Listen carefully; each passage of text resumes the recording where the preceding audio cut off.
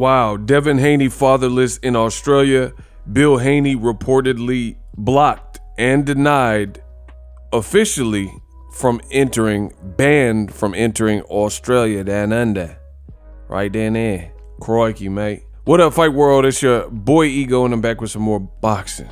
Sports Illustrated reporter has said Bill Haney, the father and trainer of Devin Haney, was formally denied a visa to enter Australia last Friday or on Friday. Sources told Sports Illustrated. Devin Haney will be cornered for his fight with George Kambosos by Yoel Judah, famous father of Super Zab Judah out of Brooklyn. Shout out to the BK. Now, I've made several videos about this. I've shared my thoughts.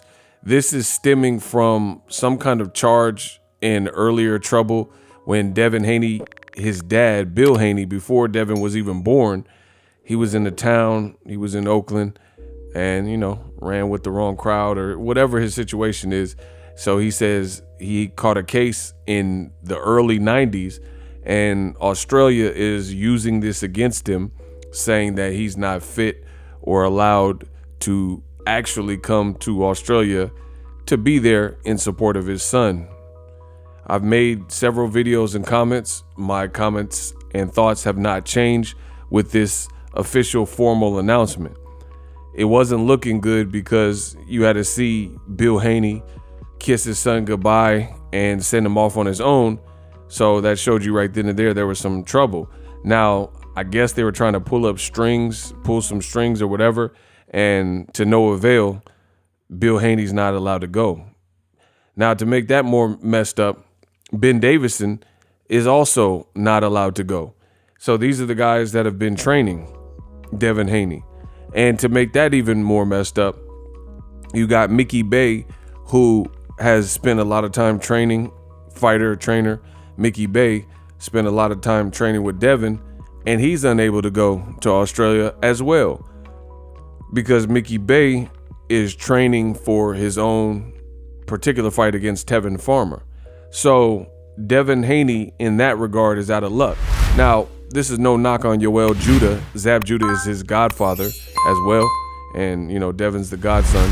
So he's still in good hands. But you want to, it's not even about the training, because I feel like fighters, they put in the work and no one else can fight for you in the ring, in between the rounds and stuff like that. But let's say Devin Haney wins and beats Kambosos. You want to celebrate, eat a nice, meal with your dad, with your team and the people that you started with. You know what I'm saying? So it's not just about needing corner advice and things like that. It's you want to be able to celebrate those moments, and, whatever feelings are rushing through your body once you become and realize a dream, you would want someone to be there. It's like when I graduated from high school, my whole family went. My brother was there. My parents and sister were there, you know what I mean? So it's like all your loved ones, you would want them to be there for your milestones. And that's typically how it happens. But Australia's playing games with Bill Haney, and I call cap. I think this is definitely, as I've said numerous times, a setup. I'm from Cali. I'm from the Bay. I know a setup when I see a setup. To me, like I've always maintained, this is a setup. This is an effort to not provide Devin Haney with nothing. No advantages, no favors, nothing. Just go out there and you're fighting our hometown guy, an Australian fighter, and George Kambosos, and we would like to hold on to those belts as long as we can. So that's basically how I see it, and I don't see it any other way, because at this level, first of all, there's not even that many Australian champions that have been worldwide and world recognized champions in terms of what Kambosos did. He did a good thing in beating Teofimo Lopez, but I can't think of more world-class. Like, when I think of people, champions, you're hearing names like Terrence Crawford, Errol Spence, you're thinking of Gervonta Davis, David Benavidez, Canelo, guys like that are on this world stage kind of thing. But Australia doesn't have that many champions that are regarded as top 10 or the guys to beat in boxing.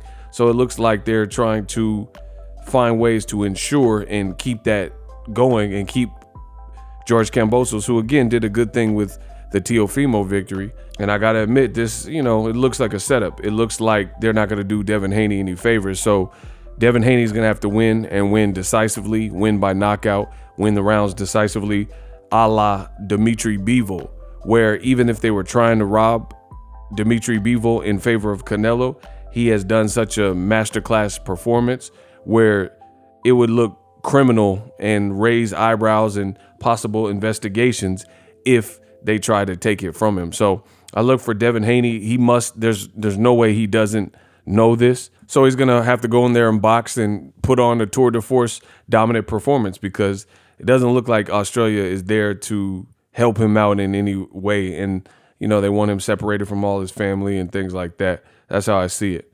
Devin Haney's a straight G and a soldier for even taking the fight under these conditions and circumstances.